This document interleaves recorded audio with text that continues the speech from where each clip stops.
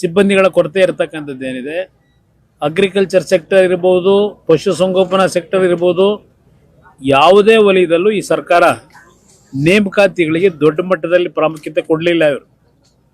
ಇವರು ಬರೀ ಗ್ಯಾರಂಟಿಯ ಹೆಸರಿನಲ್ಲೇ 2.5 ವರ್ಷ ಕಳೆದದ್ದು ಒಂದು ಭಾಗ. ಇನ್ನು 2.5 ವರ್ಷದಲ್ಲಿ ಕುರ್ಚಿಯ ಒಂದು ಸಮಸ್ಯೆ, ಮುಖ್ಯಮಂತ್ರಿಯ ಕುರ್ಚಿಯ ಸಮಸ್ಯೆ, ಅದಕ್ಕೆ ಹೆಚ್ಚಿನ ಸಮಯವನ್ನು ಉಪಮುಖ್ಯಮಂತ್ರಿ, ಮುಖ್ಯಮಂತ್ರಿ ಕೊಟ್ಟಿರೋದಷ್ಟೇ ಅಲ್ಲ, ಶಾಸಕರು ಸಹ ಕಾಂಗ್ರೆಸ್ನಲ್ಲಿ ಅದಕ್ಕೆ ಪ್ರಾಮುಖ್ಯತೆ ಕೊಟ್ಟೇನು ಹೋರಾಟ ಮಾಡ್ತಾ ಇದ್ದಾರೆ. ಇವತ್ತು ಯುವಕರ ಬಗ್ಗೆ ಕಿಂಚಿತ್ತು ಚಿಂತನೆ ಇಲ್ಲದೆ ನೀವು ಗಮನಿಸ್ತಾ ಇದ್ದೀರಿ. ಇವತ್ತು ಯಾವುದೋ ಟಿ ವಿಲಿ ತೋರಿಸ್ತಾ ಇದ್ರಿ, ಉತ್ತರ ಕರ್ನಾಟಕದಲ್ಲಿ ನಮ್ಮ ಯುವಕರಿಗೆ ಸ್ಪರ್ಧಾತ್ಮಕ ಪರೀಕ್ಷೆಗಳಲ್ಲಿ ಅಂದರೆ IAS, KSಗೆ ಪರೀಕ್ಷೆಗಳಲ್ಲಿ ಪ್ರವೇಶ ಪಡೀಲಿಕ್ಕೆ ಏನೋ ಒಂದು ದೊಡ್ಡ ಮಟ್ಟದ ಬಿಲ್ಡಿಂಗ್ ಕಟ್ಟಿಸಿದ್ದಾರೆ.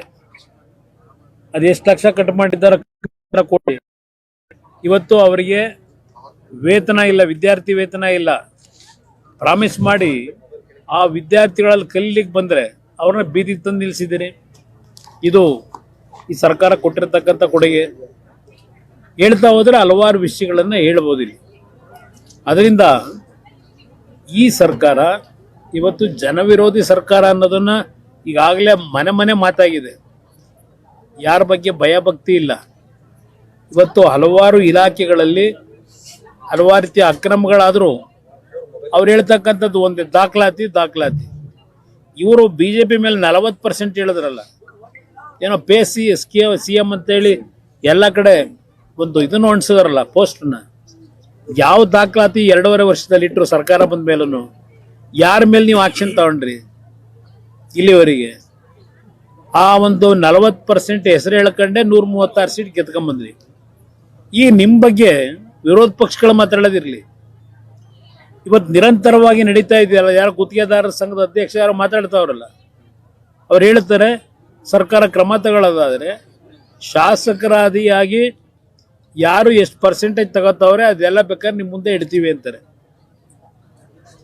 ಇವತ್ತು ಸಿದ್ದರಾಮಯ್ಯನವರಿಗೆ ಆಡಳಿತದಲ್ಲಿ ಏನಾದರೂ ಪ್ರಾಮಾಣಿಕತೆಯನ್ನು ಉಳಿಸ್ಕೋಬೇಕು ಅನ್ನೋದಿದ್ರೆ, ದೇವರಾಜ ಅರಸು ಅವರು ಆಳದಂಥ ಅವಧಿನ ಮೀರಿಸೋಗ್ಬಿಟ್ರು ದಾಖಲೆ ನಿರ್ಮಾಣ ಅಂತ ಏನು ಹೇಳ್ತಾರೆ, ಅದು ದಾಖಲೆ ಅಲ್ಲ.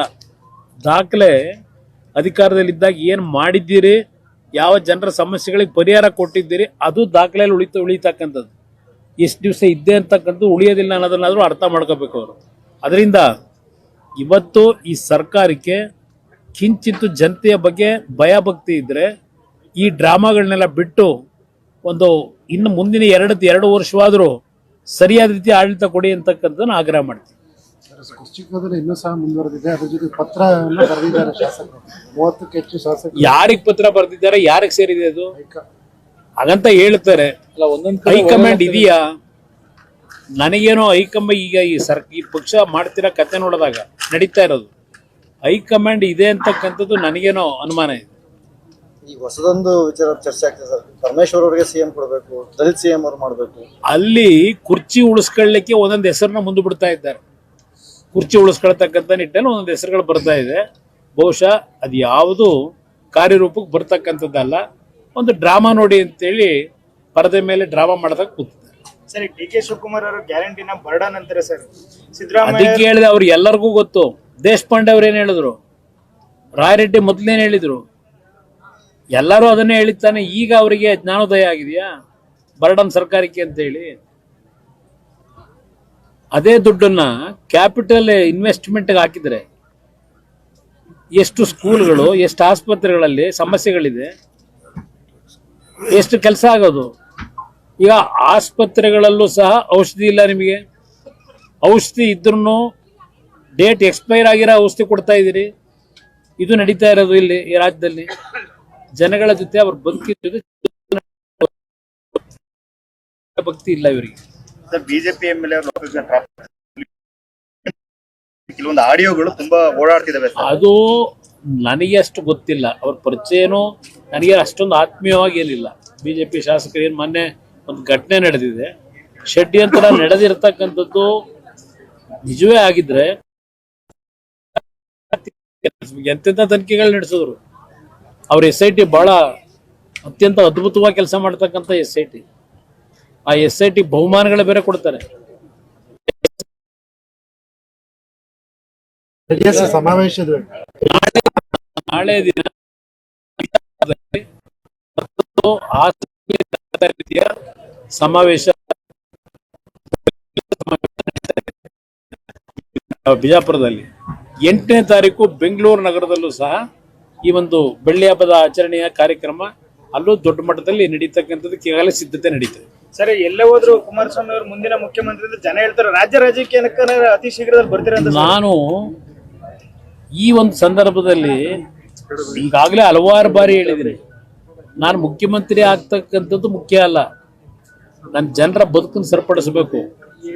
ಈ ಕೆಟ್ಟ ರೀತಿಯ ಸರ್ಕಾರ ಏನ್ ನೋಡ್ತಾ ಇದೀವಿ, ಈ ಸರ್ಕಾರ ಹೋಗ್ಬೇಕು. ನನಗೆ ಮುಖ್ಯಮಂತ್ರಿ ಆಗೋದು ಆಮೇಲೆ ಯಾರಾಗಬೇಕು ಅನ್ನೋದು ನೋಡೋಣ. ನನಗೆ ಬೇಕಾಗಿರೋದು ಸರ್ಕಾರ ತೆಗಿಬೇಕು ಅನ್ನೋದಕ್ಕೋಸ್ಕರವಾಗಿ ನಾನು ನಮ್ಮ ಒಂದು ಮೈತ್ರಿಯ ಒಪ್ಪಂದ ಇರತಕ್ಕಂಥ ನಮ್ಮ ಸ್ನೇಹಿತರ ಜೊತೆನಲ್ಲಿ ಮಿತ್ರರ ಜೊತೆನಲ್ಲಿ ನಾನು ಹೋರಾಟ ಮಾಡಬೇಕು ಅಂತಕ್ಕಂಥದ್ದು ಇದೆ. ಜನಗಳಲ್ಲಿ ಅವ್ರು ಕೂಗಬಹುದು, ಎಲ್ಲರ ಬಗ್ಗೆನೂ ಅವ್ರು ಯಾರ್ಯಾರ ಮೇಲೆ ಅಭಿಮಾನ ಇಟ್ಕೊಂಡಿರ್ತಾರೆ ಕೂಗ್ತಾರೆ ಮುಂದಿನ ಮುಖ್ಯಮಂತ್ರಿ ಅಂತ ಹೇಳಿ. ಅದಕ್ಕೆ ನಾವೇನು ಹಿಗ್ಗಬೇಕಾಗಿಲ್ಲ. ನಮ್ಮ ಹಣೆಯಲ್ಲಿ ಏನ್ ಬರೆದಿರ್ತದೆ ನಮ್ಮ ಕೈಲಿಲ್ಲ. ಯಾವುದೋ ಒಂದು ಶಕ್ತಿ ನಮ್ಮನ್ನು ಆಡಿಸ್ತದೆ.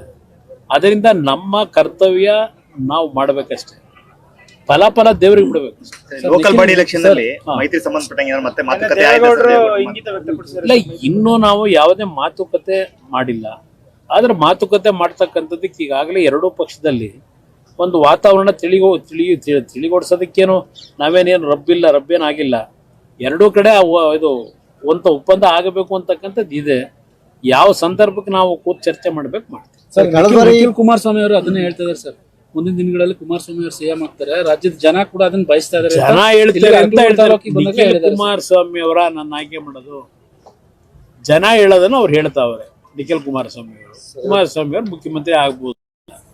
ಮುಖ್ಯಮಂತ್ರಿ ಈಗಲೇ ನೋಡ್ತಾ ಇದ್ದೀರಿ ಸರ್ಕಾರದಲ್ಲಿ ಎಷ್ಟು ಜನ ಮುಖ್ಯಮಂತ್ರಿಗಳಾಗಬೇಕು ಅಂತಾರೆ. 28ಕ್ಕೆ ಮುಖ್ಯಮಂತ್ರಿ ನಾನು ಆಗಬೇಕು ಅಂತ ಇದ್ದೀನಿ ಅಂತ ಹೇಳಿ ಹಲವಾರು ಜನ ಕ್ಯೂ ಇದ್ದಾರೆ. ಅವ್ರನ್ನೆಲ್ಲ ನಾವು ಓವರ್ಟೇಕ್ ಮಾಡಾಕ್ಬೇಕಲ್ಲ, ಅಷ್ಟು ಸುಲಭ ಇದೆಯಾ ನೋಡೋಣ. ಸರ್, ಇವತ್ತು PUC ಪ್ರಶ್ನೆ ಪತ್ರಿಕೆ ಮತ್ತೆ ಲೀಕ್ ಆಗಿದೆ. ಎಷ್ಟು ಅಲ್ಲಿ ಈ ಸರ್ಕಾರದ ಸಾಮರ್ಥ್ಯ ಎಷ್ಟಿದೆ ಅನ್ನೋದನ್ನ ಇವರು, ಈ ಸರ್ಕಾರ ಎಷ್ಟು ಮಟ್ಟಿಗೆ ಕೆಲಸ ಮಾಡ್ತಾ ಇದೆ.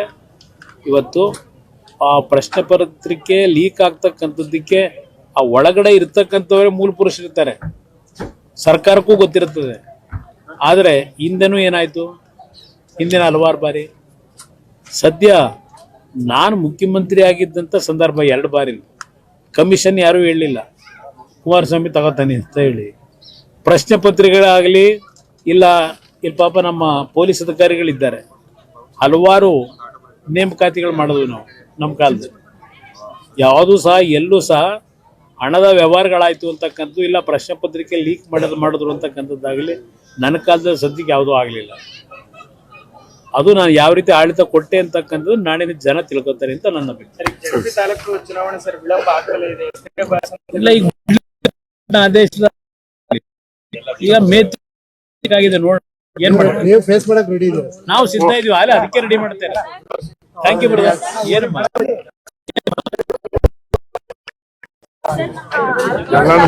ಏನೋ ತುಂಬಾ ಜನ ಡಾಕ್ಟರ್ ಆಯುರ್ವೇದಿಕ್ ಡಾಕ್ಟರ್ಸ್ ಇದ್ದಾರೆ. ಸರ್ಕಾರಿ ಆಸ್ಪತ್ರೆಯಲ್ಲಿ ಇದ್ದವ್ರನ್ನ ಟ್ರಾನ್ಸ್ಫರ್ ಮಾಡಿದಾರಂತೆ. ಸರ್, ನನ್ ಮಗನ್ನೇ 6 ಗಂಟೆಗೆ ಅಡ್ಮಿಟ್ ಮಾಡಿದ್ರು. ಬೆಳಗ್ಗೆ ಜಾವ 8 ಗಂಟೆ ಆದ್ರೂ 10 ಗಂಟೆ ಆದ್ರೂ ಒಂದ್ ಡಾಕ್ಟರ್ ಬಂದು ನೋಡಿಲ್ಲ. ಬೆಳಗ್ಗೆ 10 ಗಂಟೆಗೆ ಬಂದ್ಬಿಟ್ಟು ಹೆವಿ ಸೀರಿಯಸ್ ಆಗ್ಬಿಟ್ಟಿದೆ, ಹಾಸನಿ ಕರ್ಕೊ ಹೋಗಿ ಅಂತ ಕಳಿಸ್ಕೊಟ್ಟಿದ್ದಾರೆ. ಸರ್, ಮಕ್ಕಳು ಡಾಕ್ಟರ್ ಅಡಕಲೋಡ್ ತಾಲೂಕಲ್ಲ ಯಾರು ಇಲ್ಲ ಸರ್. ದೊಡ್ಡ ಮಗೆಲ್ಲೂ ಕೂಡ ಡಾಕ್ಟರ್ಸ್ ಇಲ್ಲ. ಎಲ್ಲ ಇರೋರೆಲ್ಲ ಆಯುರ್ವೇದಿಕ್ಕೆನೆ. ಒಂದು ಒಳ್ಳೆ ಡಾಕ್ಟರ್ ಹಾಕೊಡಿ ಸರ್. ನಿಮ್ಮೂರಿನಿಂದ ವಿಶ್ವ ಮಟ್ಟದವರೆಗೆ ರಾಜಕೀಯ, ಸಿನಿಮಾ, ಸ್ಪೋರ್ಟ್ಸ್ ಯಾವ ಸುದ್ದಿಯೂ ಮಿಸ್ ಆಗಲ್ಲ. ಬರೀ ಸುದ್ದಿಯಷ್ಟೇ ಅಲ್ಲ, ಜೊತೆಯಲ್ಲೇ ಇರುತ್ತೆ ವಿಶ್ಲೇಷಣೆ. ಗ್ಯಾರಂಟಿ ನ್ಯೂಸ್ ನ ಸಬ್ಸ್ಕ್ರೈಬ್ ಮಾಡಿ, ಫಾಲೋ ಮಾಡಿ, ಕ್ಷಣ ಕ್ಷಣದ ಅಪ್ಡೇಟ್ಸ್ ಪಡೆಯಿರಿ.